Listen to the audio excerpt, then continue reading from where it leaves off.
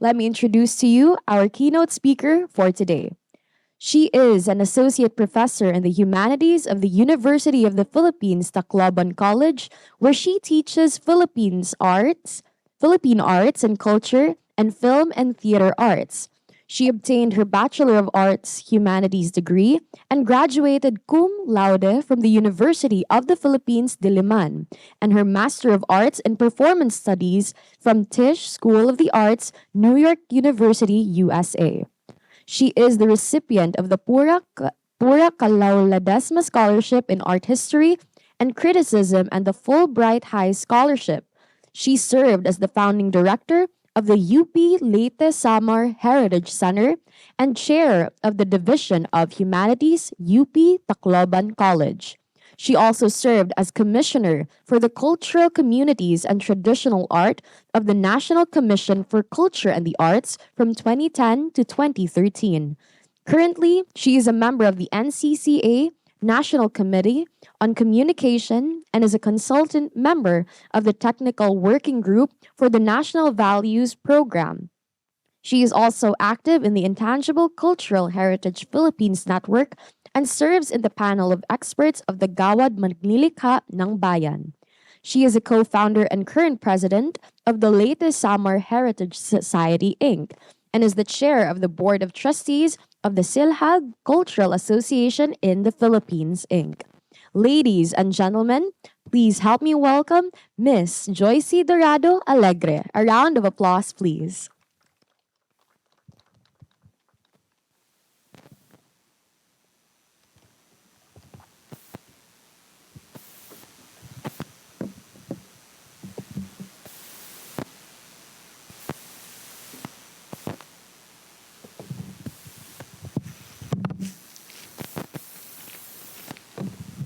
Maayong buntag sa inyong tanan, na ako'y balon, dire sa akong bag. Daghang salamat, my dear soul sister, Dr. Hope Sabanyan, you. Thank you for promoting me as Doc Joycey. And I keep telling you, I'm no doc. I'm no PhD holder. So kindly just call me Joycey. Kay magmigamanta. But now I feel that we are connected not just by social connection, but also soul sisterhood. And I'd like to welcome you all. I have my colleagues here, si Ma'am Joy Sumagaysay and Miss Dulce of UP Visayas. Welcome to the realm of sensuousness. The same to you all, my new friend Marie Chris, my assistant, the dashing dasig na makisig din pala siya. Maraming salamat sa inyong lahat sa USC. This title is an offshoot of my relationship with the author of the article, The Sensuality of Texture, from Kinilaw, Philippine Cuisine of Freshness, authored by Edilberto Alegre and his best friend, Doreen Fernandez, which was and still is a seminal book on the Kinilaw Philippine food. Unfortunately, even after I have edited his book content-wise for 2 years, he was no longer able to receive his National Book Award for nonfiction because he had passed to the realm of the spirit. So hi, Ed. I'm speaking about your lessons shared. He was my professor in literature, Japanese, and literature and science. And during his field work, he called me after I have graduated and looked for me in Tacloban because he was on field work. And that's how it started. So this is what Ed would say, since he has done linguistic studies in Filipino, and he has been trained in Japanese language literature, 17th century ba yun? And speaks Kapampangan, Ilocano, Tagalog, Spanish, of course, English, because he graduated from Diliman. So, and well, the good thing is that I'm in his roots, the place of his roots, Cebu. Because his lolo hailed from Lapu-Lapu City, the Alegre line of the guitars. And I would say, because si Ed, matapang yun eh. Matapang siyang lumaban sa mga institusyon. Especially in the political sphere, he was quite an activist. I would say that, or I'd like to believe that he is in the blood lineage of Lapu-Lapu, my kind of hero, bayani ng Pilipinas. So, sensuousness. Well, let me quote from Dr. Hope Sabanyan-Yu. When I gave her my title, she only had one word about it. Igat. Igat ko no. So waray pikat. Well, that's the talent of smart women, right? Para tayong Marimar, di ba? In the 80s, there was a Mexican, si Marimar. Oh, she celebrated femininity and sensuality. And that freed us all in the 80s to the 90s, celebrating eroticism, romanticism. Ang Bisaya, maayo good na. Why? Because it is reflected in our dances, through our food, our taste for food. But because of Christianization, kasalanan yan sa Diyos. Diwa na ta mag semi-naked. Nagmaria Clara na ta. I envy so much the old woman in Boracay, ati lady. Nag-ingon gyud siya sa una, wa mi og blouse, dahon lang, tropical. We should be running in the nude and dancing in the nude. I miss those ancient days. So mga ancestry na lang nato na. Okay, katawa na sila. You can relate, men and women, right? Yeah. Oh, pati inuman, sinabi, kasalanan yan sa Diyos. Tattoo, kasalanan yan sa Diyos. Oh my goodness. So, friars, sorry na lang, no? With due respect to my friends who are priests. I have my colleagues in the latest Summer Heritage Society, 2 priests, my soul brothers. We are founding members. We would go into arguments, but they do respect me from the point of view of culture studies. I am Sarado Katolika, but I'm a rebel. Okay, so mauna, igat ko no, pikat. That's the first word that I came across. One of the first words that I came across in Leyte, in Tacloban. Because when I was in grade 1 and we just arrived from Cagayan de Oro as migrants from Mindanao, okay, I'll tell you more about that. I had classmates calling me Joycey, pikat, pikat. Unsa to'y pikat ba? Then they told me what pikat is. And my mom said, malandi. Huh? Okay. And then next time, yukat, yukat. Rhymes with pikat. Yukat means good for you. Merisi, angay lahaim mo. Oh my goodness, what I had to learn the Waray language. I knew Tagalog, nga binisaya nga Tagalog, kay Cagayan de Oro man ko natawo. And I had to learn Waray. And eventually, I would study Waray culture. Okay, Sir Dasig, let's go. Ano itong gagawin ko ngayon? Unsa man ni? Ed had this in the course of his research and writing, doing field work all over the Philippines, sanaysay at salaysay. I'm not a scientist. I'm into the arts. I'm a Visayan dancer. Pero masarap makipagkwentuhan. Sanaysay, narration, where essay would fall in, storytelling, at salaysay. Baliktad. Sanaysay is the essay, salaysay is the storytelling. So what I'll be doing is this interweaving of narratives. The salaysay is lived experience because my research is like since childhood. Now we recall what have we been doing since childhood that we still love doing now. And how do we put things in academic discourse? That would be the sanaysay. And what's the approach? Being in the humanities and in the study of culture, I had to go through these lessons and see what would work and what would apply. So ano iton? Ang tanong, ano yan? Ano yung pag-aaralan na yan?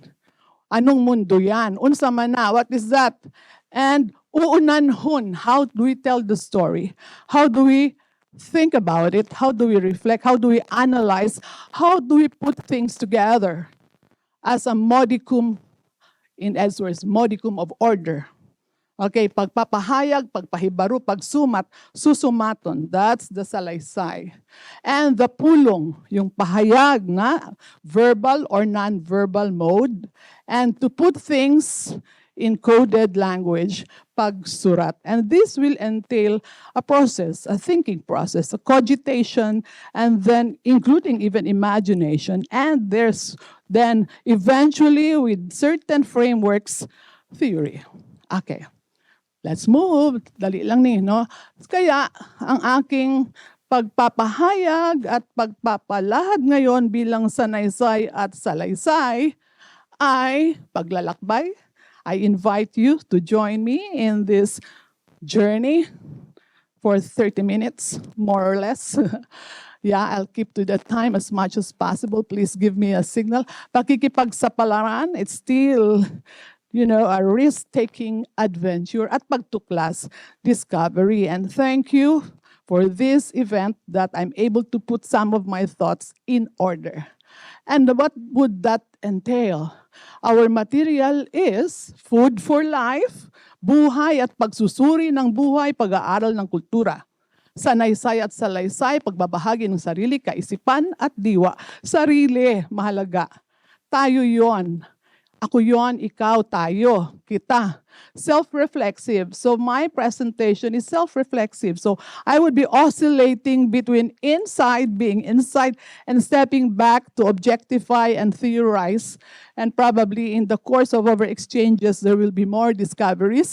Experience of the self is an experiential knowledge, lived experience. Danas, karanasan, ginagian, agi. Kalugaringon, ginaabat, feeling included. Feeling and thinking, it's the total self. Pagkataong Pilipino, ako at, eto, the concept that I'd like to appropriate is that of ako at. Dahil ang Pilipino hindi nag-iisa. Mula nang mabuhay siya, hindi pa nga siya lumalabas sa katawan ng ina. No, mula sa lawas sa nanay, kinakausap na siya. Kinakantahan. No, inaasahan hanggang sa sumakambilang buhay na tinatawag pa, lalo na kung may problema. So ako at, this is Ed Alegre's conjugation of the self based on his linguistics and cultural analysis. And the body, the physicality of the self matters a lot for me as a Visayan, being a dancer, being a Visayan in these islands where we have the waters. We move in the water.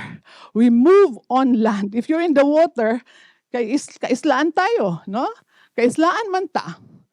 You can't help but move. You will really move even if you're not moving yourself because the waves will carry you and the currents will pull you in. Ang pagkataong Pilipino, Pilipino po yan, social self, ay batay sa balangkas, dalumat ng pagkataong Pilipino ni Dr. Covar, na ang tao ay may katawan, may budhi at kaluluwa.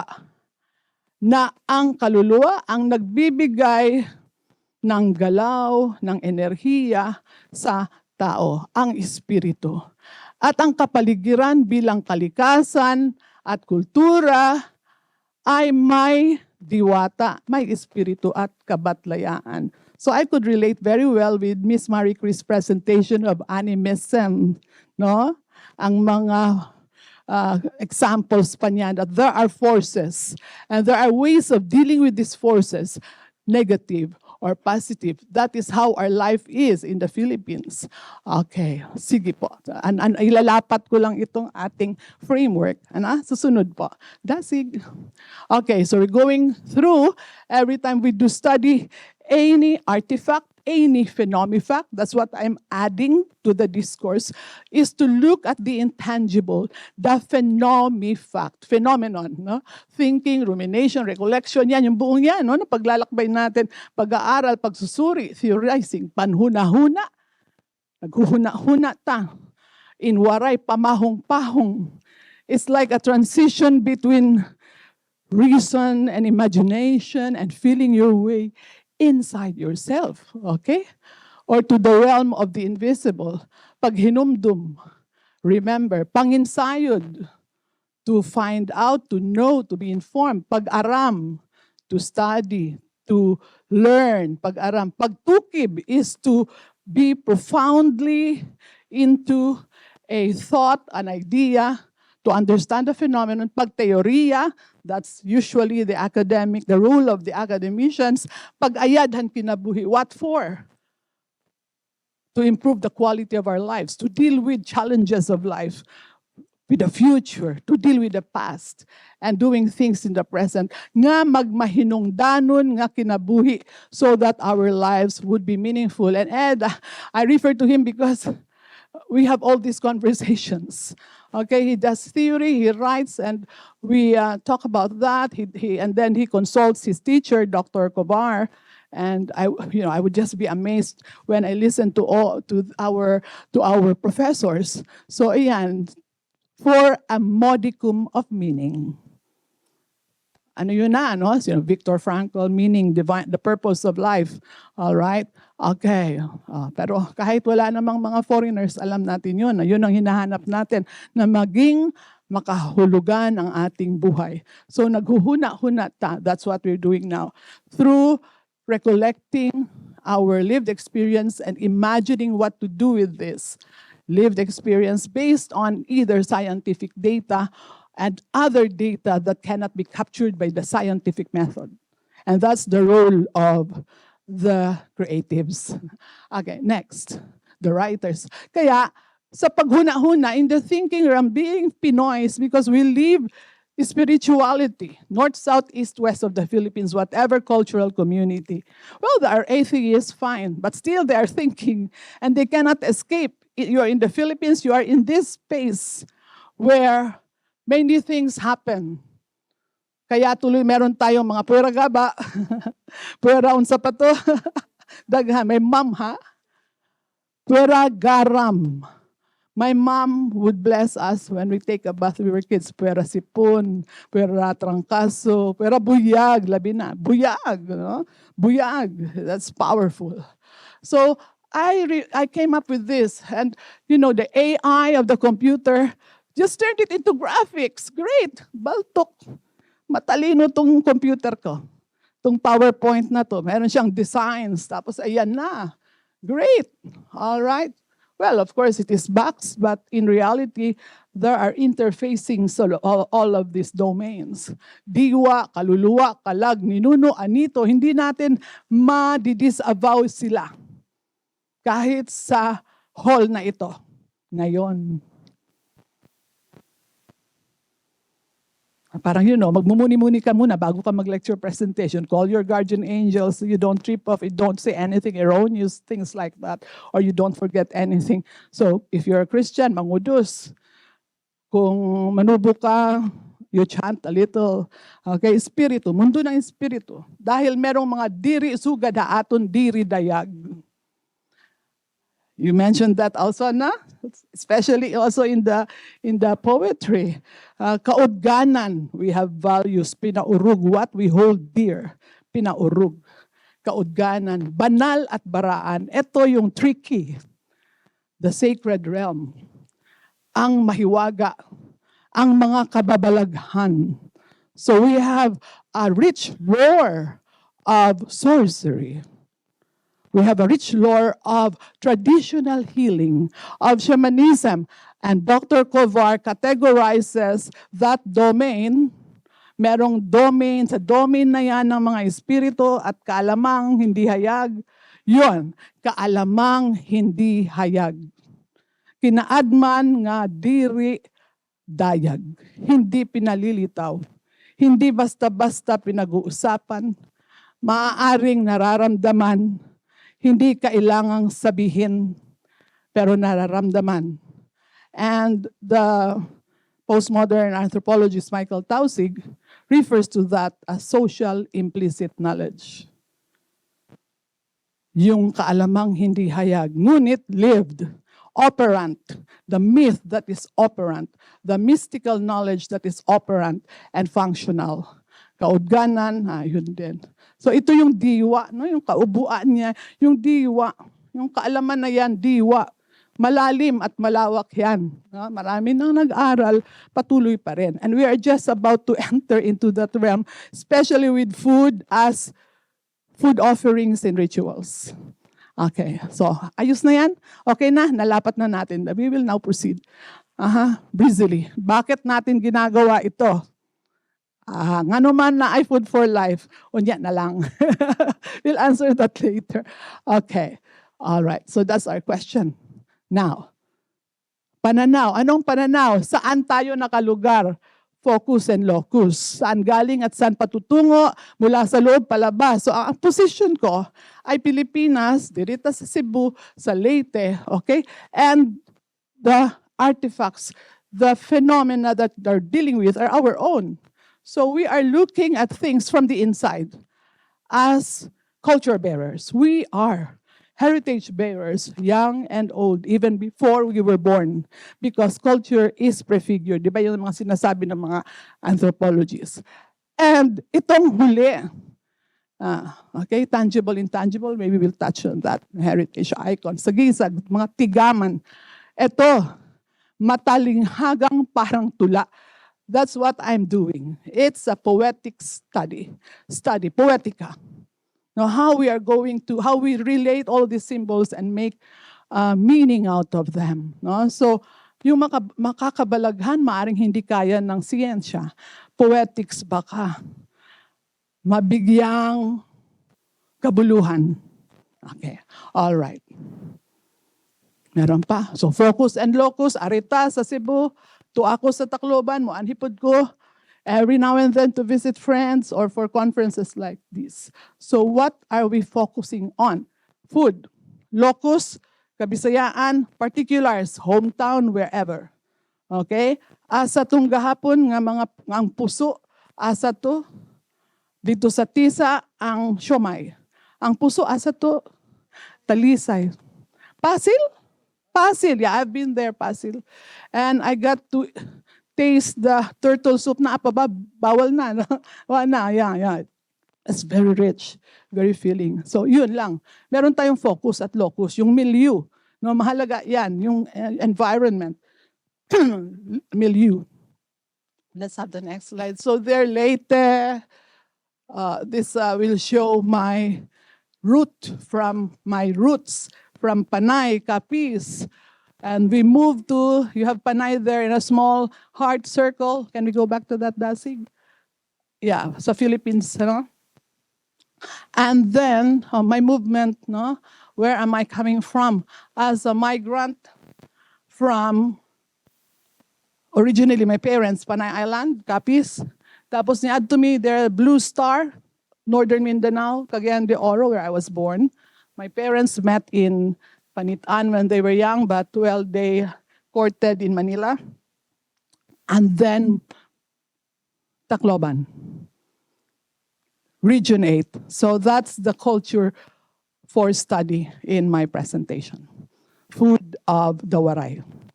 Okay, just some as a basis for a theory. Okay, so let's go. Ito, Kabisayaan, I just encircled the places that were stations of Magellan. This is my favorite here.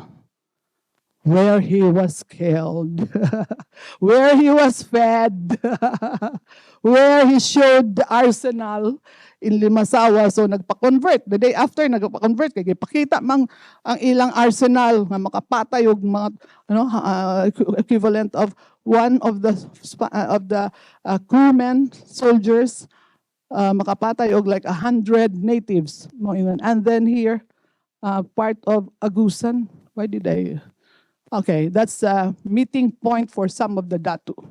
Okay, kay magparaptud, their cousins, no? The Datu of Limasawa, magpipinsan sila. Okay, all right. Butuan, yes. Okay, Kabisayaan, our wonderful archipelagic Visayas. Go, go, go. We have to move fast. Leyte Sama, Region 8, Tacloban City, where I reside, where UP Tacloban is. Okay. Leyte Sama region has how many provinces? 1, 2, 3, 4, 5, 6. Languages is Tehanon Waray, Nortehanon Waray, Westehanon Waray, Leyte Waray, may Biliranon pa. And then south is Cebuano. Cebuano Buholano, southern Leyte. Okay, those close to the island of Cebu and also Bohol. Those communities speak the original, no? Buholano and Cebuano. All right. My cultural identity has to do with the place where I grew up. I was born in Cagayan, and then I grew up. Most of the time, I spent my whole life in Tacloban. Anak ko mga kag-anak. Gano'n na yung ating our social life, social unit, family, and then lineage, tulin, lineage, family tree, roots. So always you cross-check your tulin when you are introduced in a traditional community. Then there's friends, co-workers that we know, and the time, space and time, and social environment, culture. Okay. I was perturbed when Doreen Fernandez asked me, they were doing research in Tacloban. So Joyce, what's your culture? I could not answer her.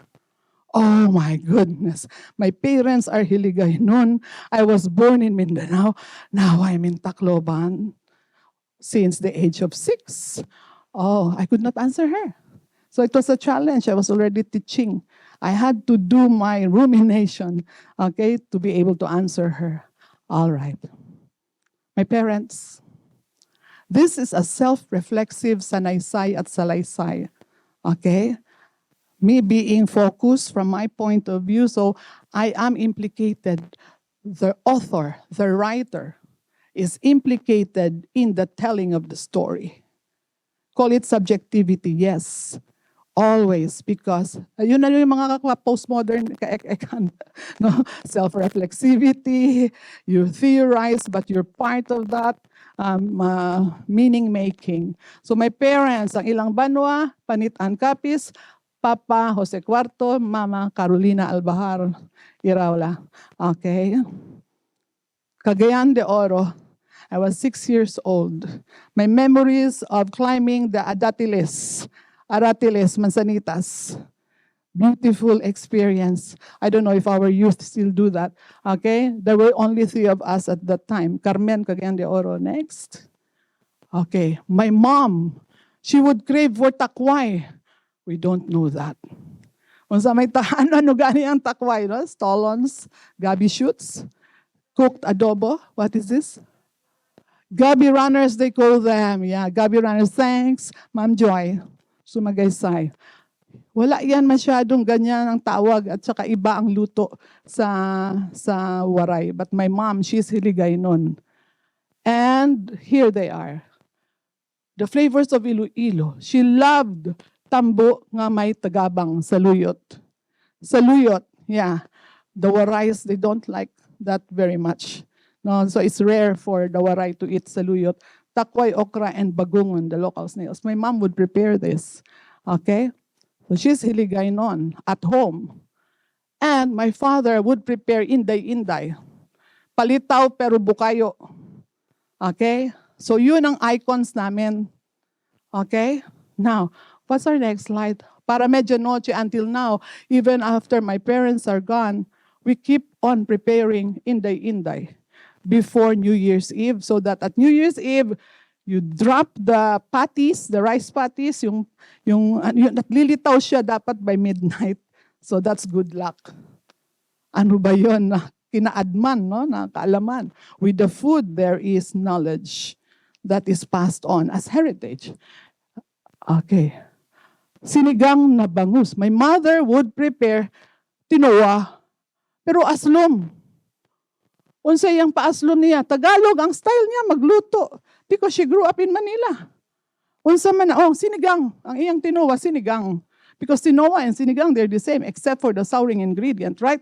What did she have? Okay? Quick lang. Sampalok, tamarindo. So we grew up with the Tagalog taste in Tacloban. Because my mother was in Manila since the age of 10, 9, until she graduated and married my father. So, sinigang na bangus Tagalog, among fare, ordinary fare at home. Tamarindo, she would buy fresh tamarind. And, boil it, tapos squeeze out na. Bulacan style, mas daghan yun, 1 bowl of tamarind. Okay. In Tacloban, they don't do that.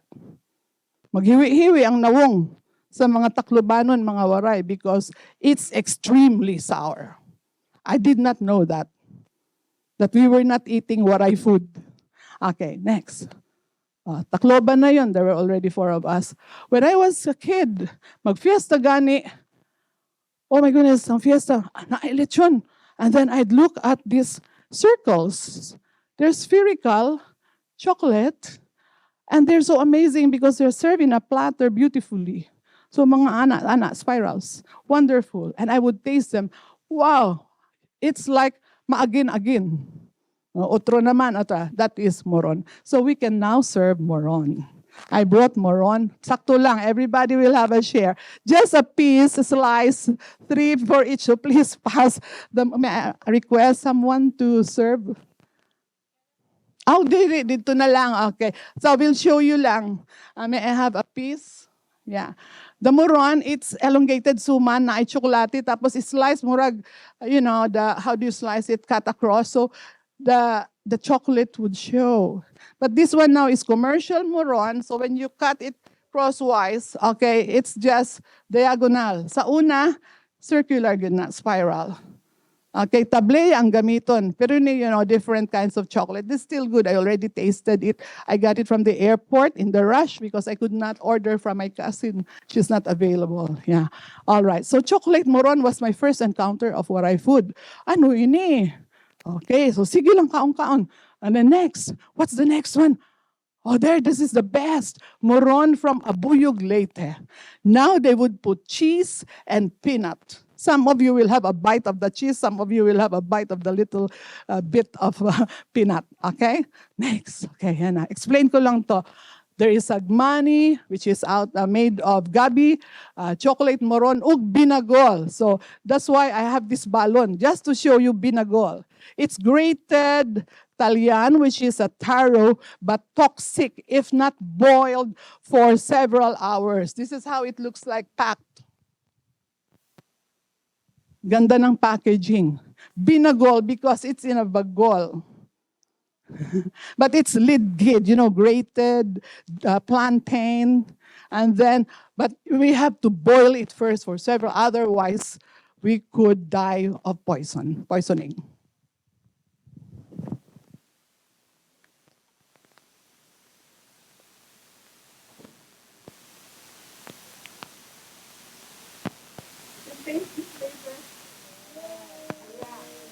There is a technique to be fair, to be democratic. I'll explain why. Okay, that's how it is. It's popular. It's popular. This is good na I especially na I import. Bumayo. Later. Okay, how is that? How to serve. Okay, it can be served from the bagol or, from the bagol itself, you see that caramel inside the core. If the moron has chocolate and the plain rice, And then chocolate combination. This one is a combination of the caramel core, the arnibal, and then bland siyang layer, thick layer. So it's not fair if you go dig into the caramel core. I hate my brother for doing that. Oh, inubos mo na lahat ng matamis. You have to cut through, then dig deep, then scoop out. Or the best is the more sophisticated way of serving is the scoop everything out, turn it over, then you slice from the syrupy, sexy portion. Yes, it is so sexy, Sensuousness, because you see it dripping. You see the sheen of the caramel core. Oh, yun talaga makangkang. Yeah. And iba pa yung mananam, ha? Later. Please take note. The combination of the different taste. That's Talian, the same root crop, but one portion of Talian is blended with coconut milk and calamay. One portion is thick layer, and the texture is different. You eat it together as one serving. Okay? All right. There, we have plenty. Bagol, Waray term for coconut shell. Main ingredient, Talian. Toxic taro. It grows to about 7 feet high. We ran out of stocks from in Leyte. The best is in Dagami. Okay? It's naturally toxic, so you have to boil it.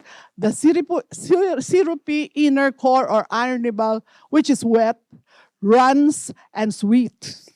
Wet, runs and sweet.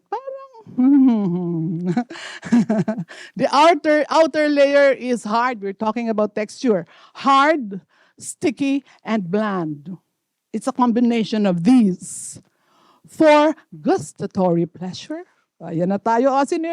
Sino yung kahapon na meron pa siyang drama? Oh, yes. Parang gano'n. No? For gustatory pleasure, have a slice that cuts down from outside to inside and catch that sweet secret of the binagol. That's the precious part. Oh, parang, okay? All right. Okay. 3 generations of our family. My mom has passed away. Okay, so 3 generations na kami Algo homes. Hindi pa namin alam noon ano yung kinakain namin na hindi waray other than the sweets and the lechon. Okay? So, what happens next? Mama, since she passed, I would bake the cakes with her electric beater. She would eat her paksiw, Hiligaynon style, and simsimin ang ulo ng isda. I learned to do that. I used to hate doing that. But I said, ano ba ang sarap nito? No, because my mama and my elder sister, they would stay longer at the table. And we have to cook her ube halea and macaroni salad, which is quite a story. It's American style with pineapple. But the Warays would not eat it because they want it with kaong. It's like fruit salad. Parang buko salad, pinalitan mo lang yung buko ng macaroni. That's the Waray style. So here we have cultural accommodation and transmission. No, i-reject yung hindi sa lasa niya. Hindi lasa ng local, ng tuminongnong, ng native.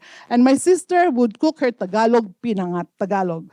Pansit palabok is still Tagalog with tinapa flakes and rellenong bangus. And my sister-in-law Rebecca mastered my mama's leche flan. Hindi pa kami masasabing waray-waray meals and even for our feasting. Okay, right. Mama. Okay.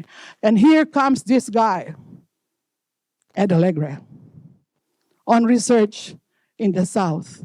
So, Ed Alegre would say, punta tayo sa tabo ng palo. Manabo ta. And in the tabo, he saw this bundle of vegetables. Ano ba yan? Let's see. Oh my goodness. Then I discovered, I would hear lawot-lawot, but I did not really know its deliciousness, nor did I crave it. But it's everyday fare in Leyte. Leyte Waray. Not quite summer. Leyte. So, phenomenal.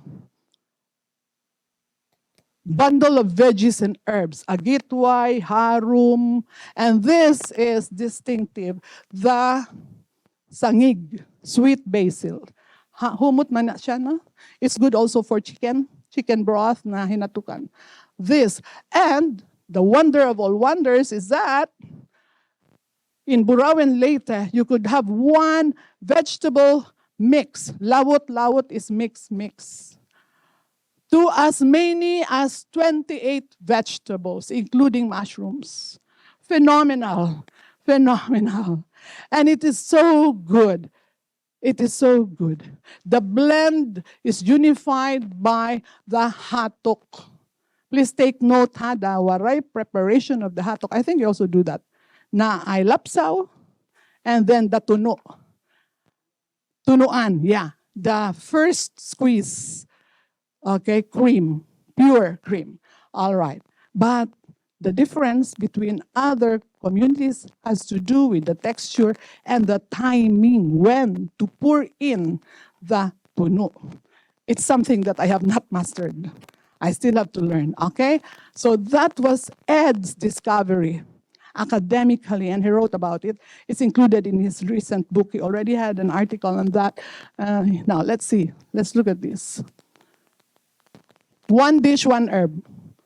That is waray. No combination of herbs, and it is unusual. Some time ago in Calbiga, Samar, hinatukan nga manok, ginataan nga manok ba? Boiled. There were two herbs, the dulaw turmeric and the tanglad.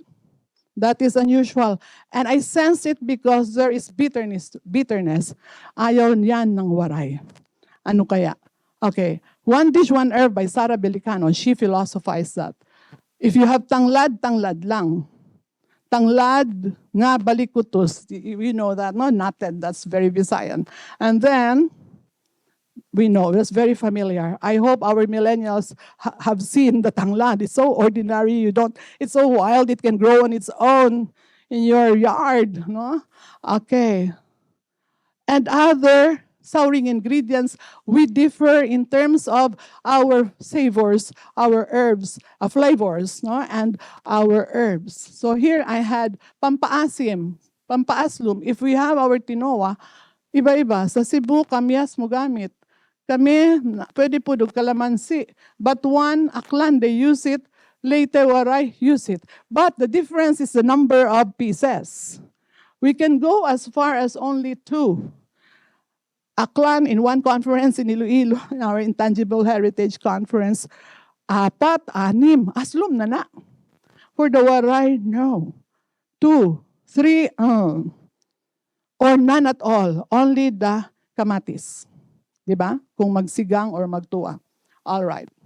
So what am I pointing at? Our resource person here now is in the person of Mana Inday Seria, a traditional cook. Now she was our yaya and our cook, and we have had her in the Dayaw Festival of the NCCA for the Waray food. It was her mother, Mana Iska, who gave the data to Ed Haro Leyte. She owned a karinderya, and she was our cook. She was cooking for my father. And that's when we began preparing the lawot-lawot, both no gata and with gata. Okay. There, Mana Inday is like family, di ba? Yung mga yaya, mga cook, extended family na. So we celebrated her birthday. They're all together with my former students. They know her very well. She's close to us. And she keeps on giving me data. No, the 2 words that I got are from her later on in describing the viscosity of the hatok, of the gata. Okay. In Burawen, this is very recent. There you will have the sangig, and that one, kanang mga daw tubular tapering. Do you know that? Daliri, they call it. They're like fingers, and it's a new discovery for the Burawen people, young and old. This came from the lola of one of the contestants in the food festival, Daliri. It's added to the, they already have about 12 vegetables na dagdagan pa.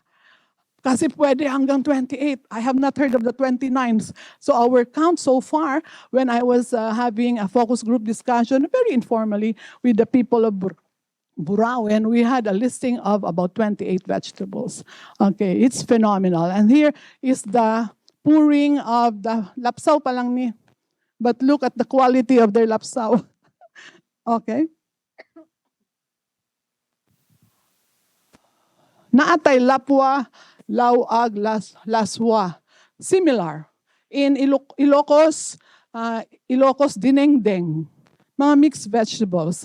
But wala atang 28 like the Waray lawot-lawot. Okay, next. Please. Hinatukan nga lawot-lawot, amo na ini, may dadugang nga daliri. It's an additional ingredient. And I tasted it as is. Naa siya tartness and very subtle sour. Subtle, and sweetish. Og tart. No?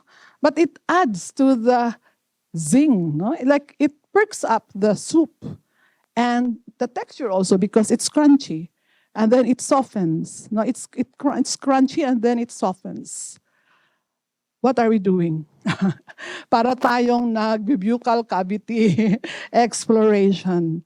We are like going into the micro realm of the food breakage of eating. All right? Kasi papasok sa loob, food is ingested. It is an artifact. It's an icon. It is ingested into the body to be part of our system for sustenance and for appreciation and for pleasure. Okay? This is now the output of the Burawen people through their tourism after our discussions. So they brought it out, gumawa sila ng postcard, mauna ni. They have kulitis. I saw kulitis in Panitan, Capiz. No? And then agitway. What's that? Can't read. What's ganito? Harum. Harum is naay puti. They call it puti, but it's green, but it's colorless in the soup. And then the coloration of harum. And then the spices. Naay tanglad. Hulabtug. This is new. That is an option. Hulabtug is rather strong. The pepper, the bell pepper, is strong. Pako, yes. Fiddle fern, pako. Hantak, string beans, no? Batang, they call it. But what is not there, take note, because this is what is distinctive about the Waray taste. Wa og amarguso. No bitter. No bitter. Ugway hang, ha? Walay ang palaya. If ever, it's so unusual. It's a rare option. And also even the pepper, the shell pepper. And no chili. Not at all. No. Extraordinary if there's chili. Ah! Painit. Hap na kunudaan. I think you're right. Humid man samo. Oh, wow, yes. It's the humidity. It's the humidity. Humidity. Iba ang among kuan atmosphere dito. Init good. That's right. Yeah. Because of Mahagnaw. It's a volcano and the greenery. Tagadiin ka. Nakadto na ka. Wow, wonderful. That's Burawen, lawot-lawot. Okay, inner sila, volcano and very fertile. Okay, there is a surprise. Okay, what is it? This one is now rare. Amaranth.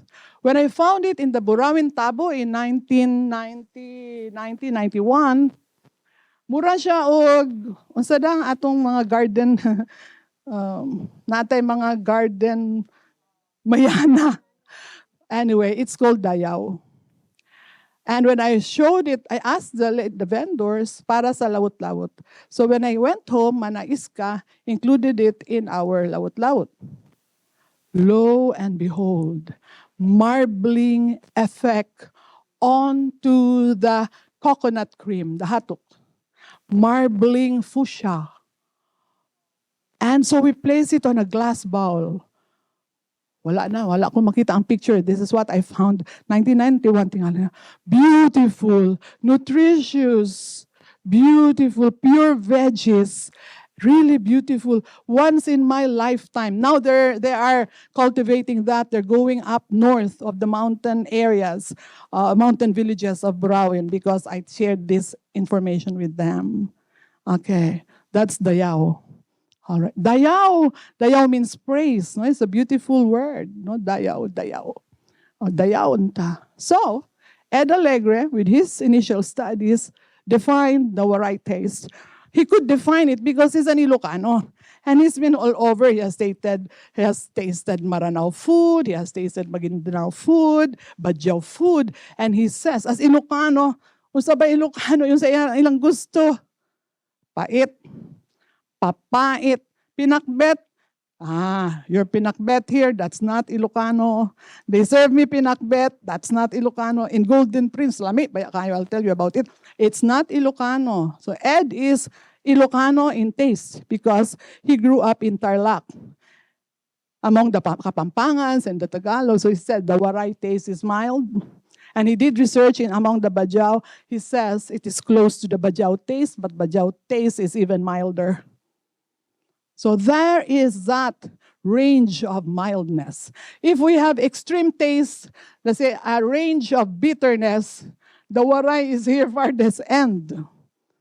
Okay? Or maybe not yet too far. Okay? So the range of mildness is really very, very narrow. And it's difficult. Lisod ba yung magtimplag mild? Kaya masubrahan kong asin. And inyong lechon, asinan man ko. Pero lami. Oo, maalat ang lechon ng Cebu. But, well, you are world class because of Anthony Bourdain. My crush who passed away. What na may dinner date, no? Our dinner date on TV man lang. Okay, so that's the Waray taste. All right, so we'll move farther now. What are the tastes that manifest in this range of mildness? If it is sweet, because the blending of the coconut cream makes it sweetish. Sweetish. Dili siya tamis. So, the term is matamisay. Matamis-tamis, not quite. It's matamisay. When you say matamisay, murag mo fade pa na siya. All this. Aslum, the addition of the daliri, maaslumay. Mapait-pait, it's almost not there. Absent yun na sa Waray taste. Bitterish, so na-ish. Maasin, maasinay. Extremely salty. I would say, your lechon for the Waray is mapag-ad. Pero relative ba ng kapag-ad, no? Pero typically, the Waray taste is really that mild, close to bland, matabang, or Waray rasa. No taste at all for those who do not know how to appreciate mildness, like my late mother-in-law. I would bring gaway, gabi, and boil it. Wala pa siya maboil. She would not touch it, like 5 pieces of gabi in her kitchen. Kaya daw la diri ini ginlalabtan ni tak mother-in-law. She does not appreciate may pasalubong. Haroy pastilan kay Ilocana. Walang lasa yan. But for the Waray, it's texture rich. That's the deliciousness. And there is taste, but very subtle. Okay, right. Ayan na. Lechon de leche. Kamowa mo og gaway nga padis. Unsa may gihimo gisawsaw. How did we eat the lechon yesterday? It's already tasty. And I saw that there were spring onions inside, right? I thought tanglad, dili di ay tanglad, spring onions. Yeah. Sa Waray naapod sometimes, but more often than not, asin, laurel leaves, ug black pepper, ug the peppercorns. Mao lang. No strong spices. Okay, daghan og sibuyas, and then we have the spring onions yesterday. May padis. So every time the Waray would gather and serve lechon and eat lechon, there is a padis, my partner. In this, it's often gaway. If you're in Eastern Samar, Palawan, Masgahi. Okay, or kamote, pwede na pud. All right, may padis. Take note, gaway is gabi, taro. Right. Take note, padis. May combination, pair. We have the chocolate and the bland portion of the moron. We have the arnibal and the bland and thick portion of the binagol. For lechon, there is the gabi to go with it. What does the gabi do to the lechon taste? Ano bang nilagay ko sa sunod? Let's see. Oh, plenty. Duma. Very rich. Late summer. Why? Fruits, they don't flourish. Why? It's a typhoon belt. So mag-flowering pa lang mangga, hulog na. Wa na. Avocados, mahulog po na. So we don't have what you have in Cebu and especially in Mindanao, in Davao. So we have several varieties of plantains, including varieties of bananas. We can name as much as 7 to 10 in one enumeration. Okay? All right, let's see. Terms for texture. What does the gabi do to the lechon? Close analysis. Okay? Can you imagine? Naay waray dire. Mukhaon kag lechon na itambok. Yes. Sige pagkaon, another bite, another bite. So the fat, the grease will accumulate in your palate, in your buccal cavity to make it sound scientific. Okay.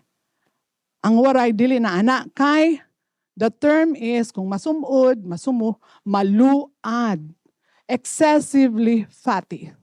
So we have to have starch.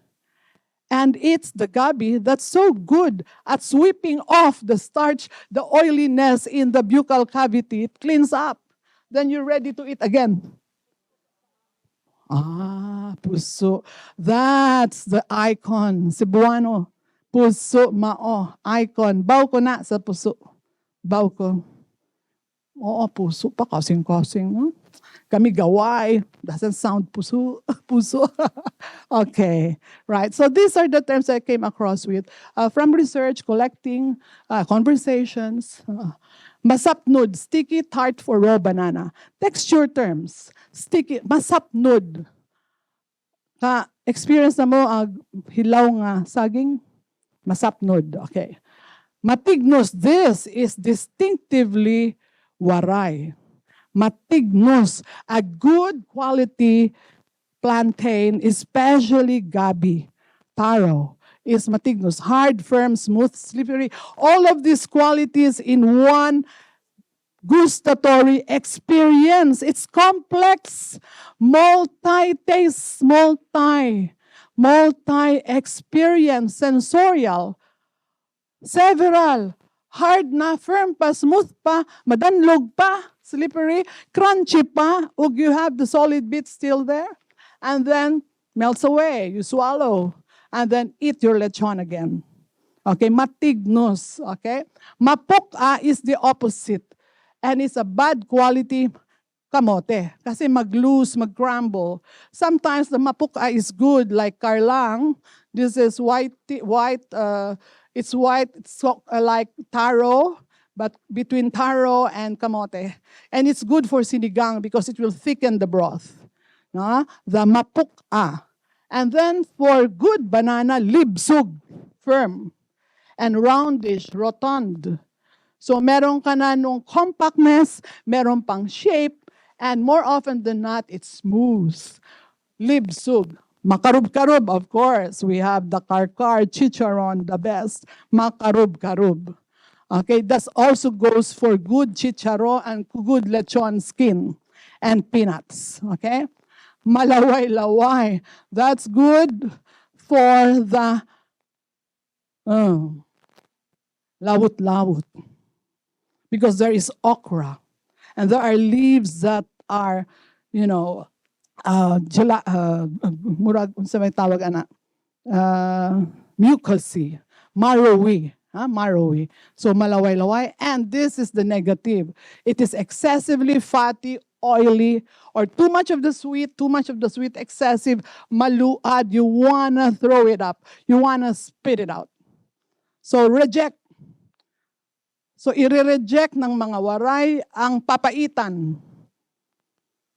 I had a group of students from UP Tacloban. We were performing in Baguio. Our gracious host served us first bowl of soup, full bowl of papaitan. Taste, They set it aside. Wa na, nauwaw ko sa host. Ay, Diyos pastilan, kay pait, mangyud kaayo. Reject, naluad. Too much of the bitterness. Okay? Another time, they were in my apartment here in Quezon City. They were served with hinatukan nga, what is the freshwater fish? Tilapia.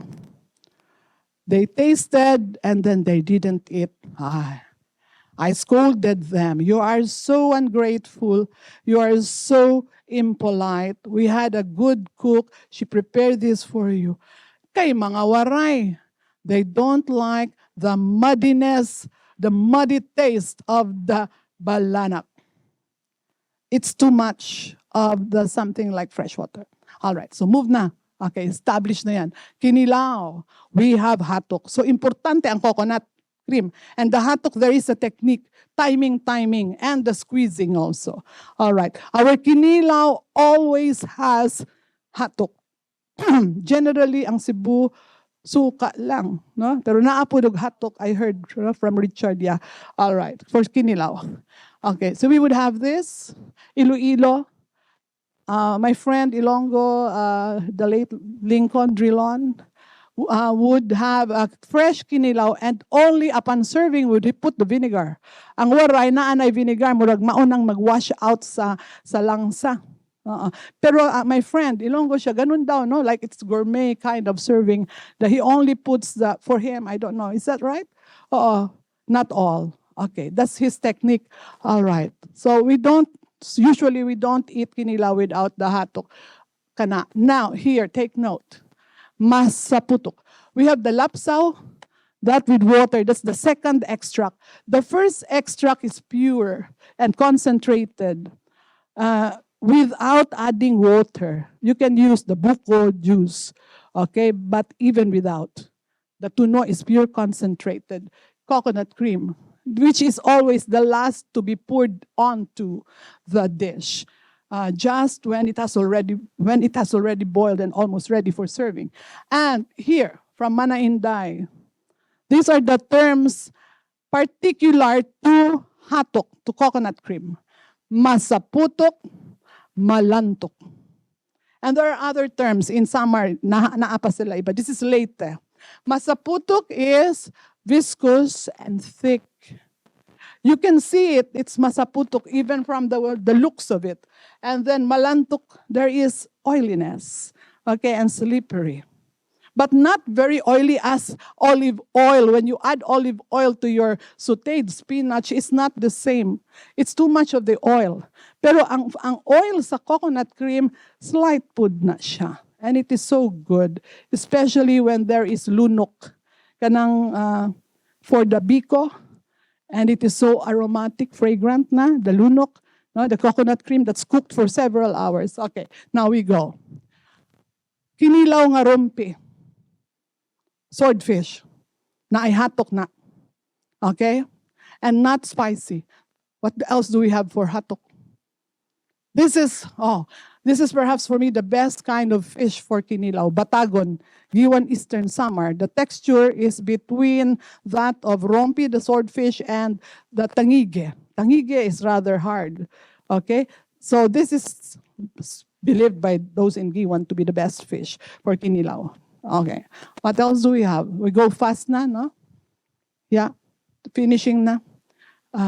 Dasig, please. All right, philosophy, SSS, and PFN. There is sophistication in subtlety and simplicity. Because it's difficult. Mildness is difficult to achieve. All of this ish. There is sophistication. I have not mastered that. Pristineness and freshness, closeness to nature. Basta dili siya labas, yun na, di ka makakilaw. Dili po lami ang imong sugba bisig prito, di na lami asay pag tinuwa og paksiw, no? We can tell. Visayans know that 1-day-old fish is no good as when it is bought just that morning or delivered just that morning, if not caught from the waters. I have tasted shrimps, newly caught, walang katulad. Indescribable, okay? All right. The term for delicious, marasa. And the description for what is marasa is sakto lang. I don't have an indigenous Waray term because sakto is from exactamente, exacto in Espanol. See? I still have to look, whenever I ask, so, ano man marasa? Kaya ano man marasa? Kay sakto la. Mild. A little bit of this and that, the sweetish, the sourish, the salty. Blend them together. Okay? So, there. And here is the question for cultural workers, cultural theorists. So what does it tell us about us? What does it tell us about the Waray? Mild as a behavioral trait. Pasagdila. Magpasaway siya pero pasagdilang. Hayaan mo na lang muna. Just tolerate. Very mild. No? Hindi siya mag-react dayon. Pasagdi. There is understanding, there is patience, there is acceptance. Except when the drinker of tuba goes darus. Going wild, who becomes unruly. Then you will be condemned. Waray na makiinom, anak, kay nadarus. So very patient, very tolerant, very mild. Okay, paaliday. Communicate. I don't like her, but you don't say, no, you didn't attend to me yesterday. You're not nice to me. No, wala. Maglabay-labay na lang ka. Pero you won't tell her that you don't like her. No confrontation. If our friend smirks on us, let it pass. He'll be in a better mood next time. Keep the love going. Very tolerant. Oh, that's true. Oh, di ba, Dr. Hope, our friend, moody, pasagdi lang. Pasagdi. All right? Pasangil. Have an alibi. You didn't come to my birthday party. You don't tell the truth. To save your face and not to hurt the other one. All right, pangaon anay kita tangka didi, savor the moment. Savor the pleasures as Doc Hope presented yesterday through the poetry. Savor the pleasures of life because these pleasures are ephemeral. They are intangible, unrepeatable experience. All right? Pangaon kita, Anay, and I would like to pay my respects to my friend Jo Munoz Samar. Taga Samar, Katbalogan. She died already, musician. She was a great food lover. Joyce ka di, ay nalani ito paghunahon at may imo ideas, lingkod. Pangaon kita. Pangaon, focus. Yeah, focus, enjoy. Don't talk of pleasant things. Don't scold your children. Enjoy dining with them because this will pass. This passing moment. Isn't that Visayan? Kaya tayo masaya, no? Pag-rescue kita kaya na lang. Let's enjoy now because it's just now. This is not often. Fiesta is only once a year. So we deal with the ephemeral, diffusing and releasing intense by singing and dancing. We're champions in the Aliwan. We are champions. Sinulog, Buyugan, Alikaraw. We hold the Hall of Fame awards. Laughter, nagrarayrak hintawa. So if you are pleased, especially in food, later on there is singing, there is playing of the guitar, and dancing. We become kinesthetic. It is coming in, and then it is externalized, the joy, the pleasures of the joy of savoring, and maribhong, exuberant in expression. Okay, now we will skip now. There, the secret pleasures, magpapasundayag, magrisyo, magmamaribhong, exuberance in celebration. Many things going on inside your mouth, many things happening with your body. Nagrarayhak na. All right. All right. Kuratsa. The Waray Kuratsa. It's still there. It's extant. Tinikling. Stage, always stage. I'm there. Could you go back just for curiosity? I'm there sitting, leaning on the rail. Long ago and far away now. At Tolosa Leyte with the Leyte Kalipayan. Okay. And then, UPN Balangao, celebration of the beauty of our islands, even if threatened, even after Yolanda. Okay? All right. I already talked about this. Okay, you can just, get hold of a copy in the library about Kinila. We finish with this. With Ed's characteristics of the freshness, no? The sensuality of texture. But what I added is to implode, to experience implosion. Okay? Yung nasa loob mo, no? Yung vibrance na yan na sinasabi niya na incredible freshness and the sensuality of texture is experienced intimately and then expressed and shared. The joy is shared by serving more food, by playing music and dancing and embracing everybody during the fiesta and saying our thanks. All right, I will end there. Sunod-sunod na lang, diretso na ta. Okay, wonderful islands of the Philippines, especially of the Visayas. All right. Sexy oyster, talaba. The Waray will add hatok. In Iloilo, wala na hatok. Okay.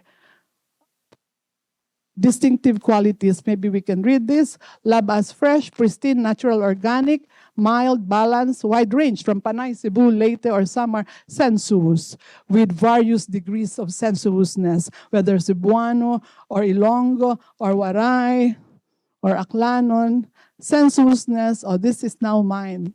Oral, buccal, gustatory experience of pleasure, body experience, kinesthetic expression, multiple textures within a narrow range of subtle taste, of mildness, saktula, and rasa. And it is an implosion. It's not explosion external. Before you express that, it's happening in the micro realm of pleasure. All right. Lami, lami. Namit, manamit, manamit. Marasa. Okay.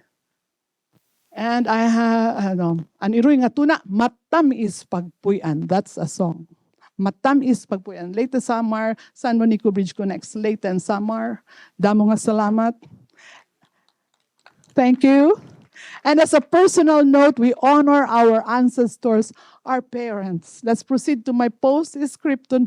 Scriptum, palanat.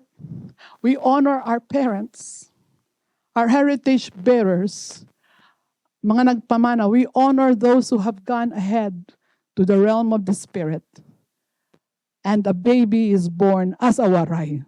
My son, he is now a waray. Okay, thank you very much. Kasadya sa mga Bisaya, no? Thank you, thank you.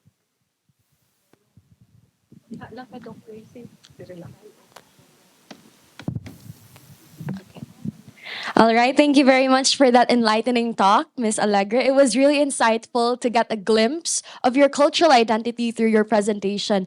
And when you mentioned Moron, I would really like to say, that it was also my first encounter with varieties because my father is also from Leyte.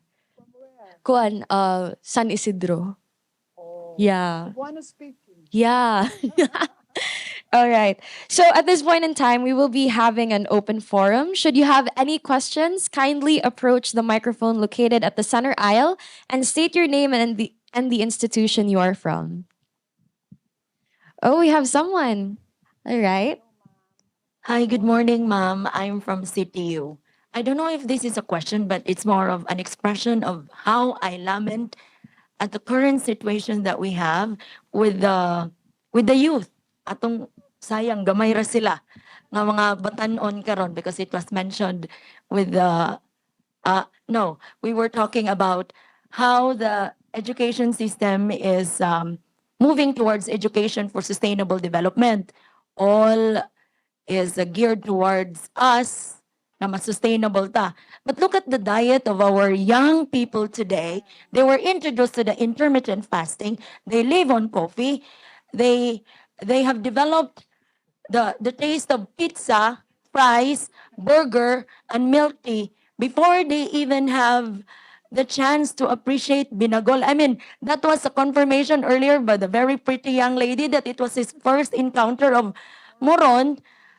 And then the father hails from the place where moron is made, no? So how do we do that as educators? How do we address this na my son is 18, he would say, I'm having coffee, and then my lunch would be sandwich. No, I'll just order pizza. And when I introduce him to pinakbit and buwad nga with tomato, he would say, no, mama, that's not meal. I cannot eat that. But I cannot pressure him because his classmates were into pizza, sandwich, and fries. And that I cannot reconcile, and I don't have power over as an educator. I don't know how our young adults would be able to see the sustainability that we are dreaming, we are desperate to have. Di ko kasabot dihang dapita. Thank you for sharing your dilemma. It has been my dilemma. And that's why we're holding, last Monday, we just had our pagsaurog sa hanaton pagkatuminungnong, and we had millennials preparing all of their hometown delicacies. So we are faced with this big challenge, the threat of food industries, which is multinational, right? McDo, even Jollibee, it has become multinational, and Shakey's Pizza. That's okay, they're there, but the decision to have them at certain time is those of our children. So we are faced with the challenge also of informing them and living the experience, serving them nutritious food, organic food at home. All of this, lucky me, my students, my son, my God. I have a friend who had cancer of the tummy, of the stomach, and she's a nurse. And she said it's because of what she has been eating during her shifts at night. So we need to have a deluge of information, package the information through what platforms. Let's make use. So let's do that.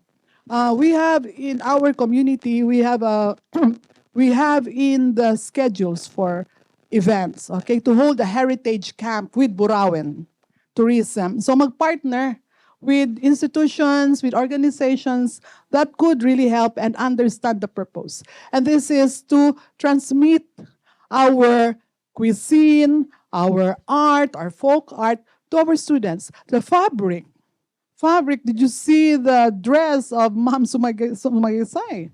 The panubok embroidery on denim. Di ba naana sa Shopee, Inabel? That wonderful poncho. Beautiful. What is this movie? And Wakanda, African.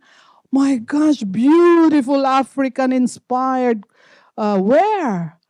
And my son is into that. So we have to allow them to be exposed in the beauty of our culture. And also question tradition if need be. Because they have to be able to know what's good for them, to know the values and how far the values would be applicable in their lives. Right? Most of our food, they are organic, fresh, direct. Ay natapag MSG. It's not needed because it alters the taste of the fresh fish and the fresh vegetables. So leave it at home. And, when they grow up, they'll know. When they suffer, they begin to suffer with certain itches that's in their body, their allergies. Because I know of a kid na pasyente po dito sa clinic sa akong pediatrician, bata pa akong anak. 9 years old, had kidney disease. Why? I asked the yaya, hindi pa kasama ang nanay dun. I asked the yaya, kaya ano man nga na kidney, ano't kinakaon ito nga bata? And she was carrying the chips every day and the noodles every day.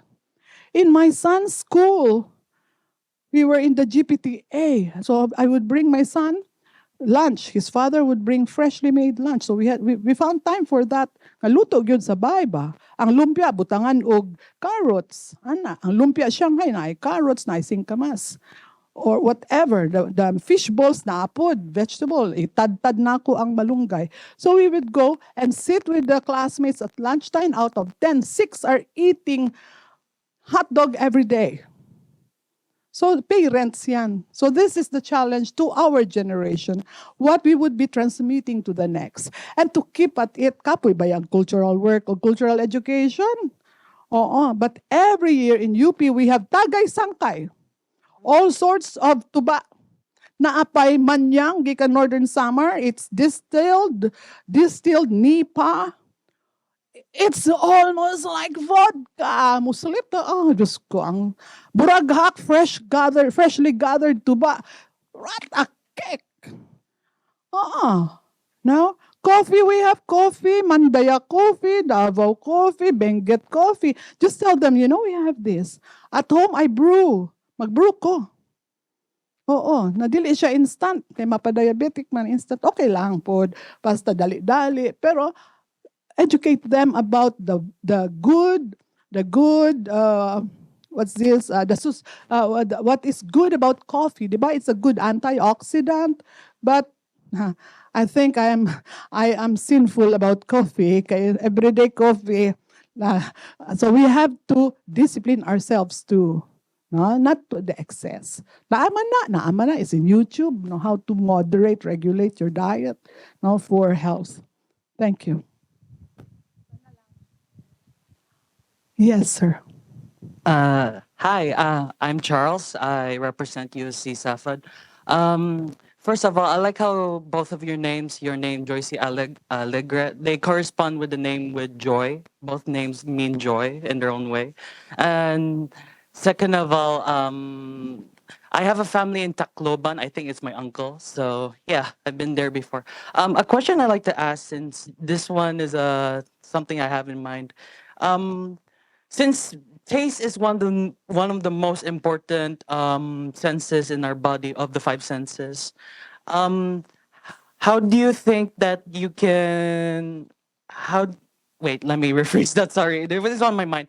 But um how do you think that why do you think that taste, especially in exploring other things, varieties, whether it be something that is very trendy or something that's very traditional, is important to our Filipino culture and our role as like chefs, nutrition checkers or something. What do you call it? What do you call that term?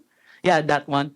Um, because for me, I think taste is one of the most important things when it comes to knowing the pleasure or the feeling. It's like that one scene in Ratatouille where Remy tastes both things and it becomes this romantic feeling. So I want to ask, how does how does taste become essential for the culture of the Philippines? Thank you. Difficult question. Standards.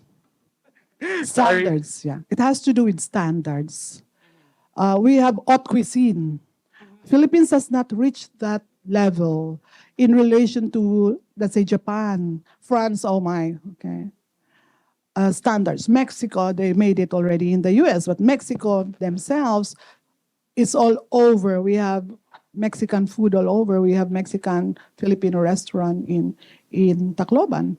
So we have to have standards. And that will show the refinement of the community. Standards. Pero dapat may kamalayan. What are the standards? Like what's good lawot-lawot? What's good moron? The moron that I'm sharing with you is commercially available. But the best moron is not in the commercial stores. They are homemade. Homemade. I would have ordered from my cousin, but she's not available because they do make really chocolatey moron. Na walang, and it's not that. It's the coconut cream. Mahal na kasi ang lubi. No? So, asuman is only as good as the exact amount of lubi. So, to know the standards. So, Filipino food, we have to study. We have to learn. I have not even mastered capturing that kind of mildness the way that Mana Inday would cook it or my cook now, Gina, could do it. So to know the standards, so it's up to us. Meron namang mga naturally gifted, naturally talented, okay? Pero meron din yung kailangan matuto kasi walang ibang luluto para sa asawa mo. So we have that nice admonition no, from Inday Ralios yesterday. So it's really will. It's a decision on each person or a community. Now there are standards for ecotourism and they have heritage food. And it's becoming very popular because food serving or food as business, you earn a lot. Karinderya, oh my goodness, 200%, kapoy lang. Kapoy lang. If you have such standards and you have the energy, go into food business. Since you understand nutrition, you understand heritage. Even heritage, you also have to question. Baka mamaya, excessive yung ganito, ganyan. So, question it also. So, the millennial, the youth, will have to always to appreciate as well as also innovate. by critiquing. So we in this generation have to make that available, those standards. It's like they say, Miss, to create something new is to study the old ways. And to study the old ways is to create an aftermath of mastery and depth. And once someone tastes it, it becomes an explosion of flavor and aroma. Also, second question, is the buffet free over there? Because I'm hungry as heck. You're very passionate about food and what you're saying. Thank you so much. I'm a foodie, but thank you. Great. All right. Thank you very much to our dear audience for the participation and your questions. Thank you as well to Miss Allegra. A round of applause for her once again, ladies and gentlemen.